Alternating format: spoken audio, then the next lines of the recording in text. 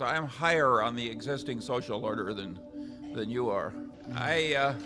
There's always plenty wrong with a social order, and certainly there are places where ours is a lot more broken than it used to be.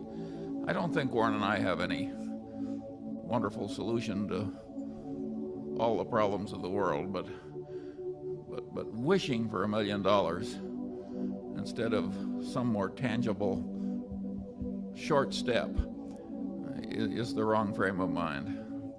That isn't the way we got our $1 million.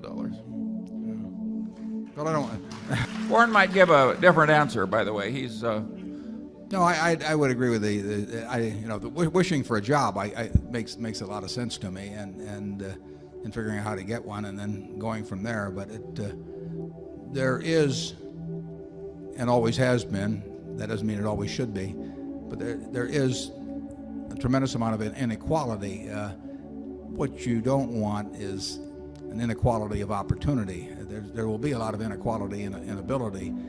A market system like we have turns out what people want. If they want to watch a heavyweight fight and they want to watch Mike Tyson, they're going to pay him $25 million for getting in the ring for a few minutes. And it produces what people like, and it produces in an abundance, and it's done very well in terms of production. It is much better to be in the bottom 20% in this country now than it was 50 years ago, and it's better to be in the bottom 20% of this country than in any other country. But it still isn't very satisfactory. The market system does not reward teachers. It does not reward it does not reward all kinds of people who do all kinds of useful things in any way comparable to how it will reward entertainers or people who can figure out the value of businesses or athletes or that sort of thing. A market system pays very big for something that will entertain them. People want to be entertained a good bit of the day, and pays better for people that will entertain than educate. I don't want to tinker with the market system. I don't think I should be telling people what they should want to do with their lives, but I do think that it's incumbent on the people that do very well under that system to be taxed in a manner that takes reasonable care of anybody that is not well adapted to that system, but that is a perfectly decent citizen in every other regard. And that is, I don't want to start getting into comparable worth in terms of how I tax, but I do think that somebody like me that happens to just fit this system magnificently, but wouldn't be worth a damn in Bangladesh or someplace, because what I have wouldn't pay off there. Their system would not reward that. I think that we get from society. This society provides me with enormous rewards for what I bring to the game. And it does the same with Mike Tyson, and it does the same with some guy whose adenoids are right for singing or whatever it may be. And I don't want to tamper with that, but I do think those people who are getting all kinds of claim checks on the rest of society from that, I think there should be a system where people who are not well adapted to that system, but that are perfectly decent citizens in every other respect, do not really, fall through the slats on it. And I think progress has been made on that over the last 50 years, but I think we're far from a perfect society in that respect. And I hope more progress is made in the next 50 years. I don't think the wishing for the $1 million though is it doesn't work that way. I think, but if you are lucky enough to have something that the market system rewards, you do very well here. And if you're unlucky enough to have something it doesn't reward, you do better now than you would have 30 or 40 years ago, and you do better than in other countries.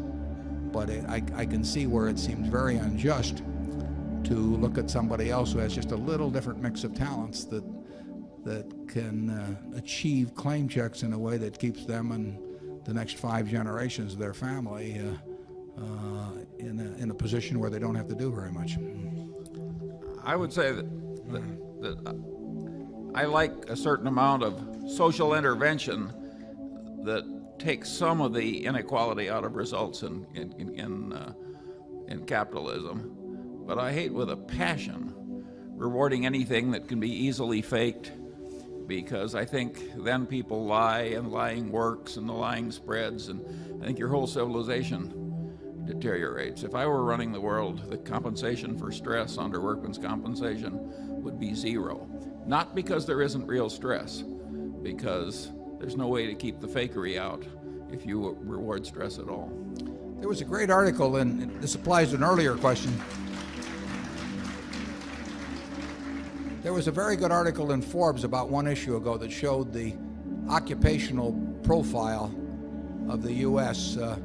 At a couple of different intervals going back to 1900. And one problem you can see just by looking at that profile is that if you assume 20% of the bottom 20%, however you measure it in terms of employability, whether it's measured by IQ or interest in working or energy level or whatever you want to do, they fit very well most of the jobs that were available 100 years ago. In other words, you could do most of the jobs, of which there were many, with relatively unimpressive mental abilities. And as jobs have changed, the profile of people hasn't changed. So there are more people that end up on the short end. Now, the good part of that is the society produces so much more that it can take care of those people one way or another. Now, the trick is to take care of them and make them not only feel, but be productive and be part of the act. And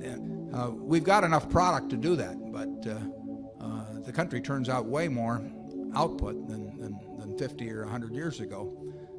We're not perfect at figuring out how to make the bottom 20 or 30% in terms of abilities fit a new changing job profile. I really recommend you look at that Forbes magazine, because if you think through the implications of those charts, I think you'll see what social problems have to be attacked.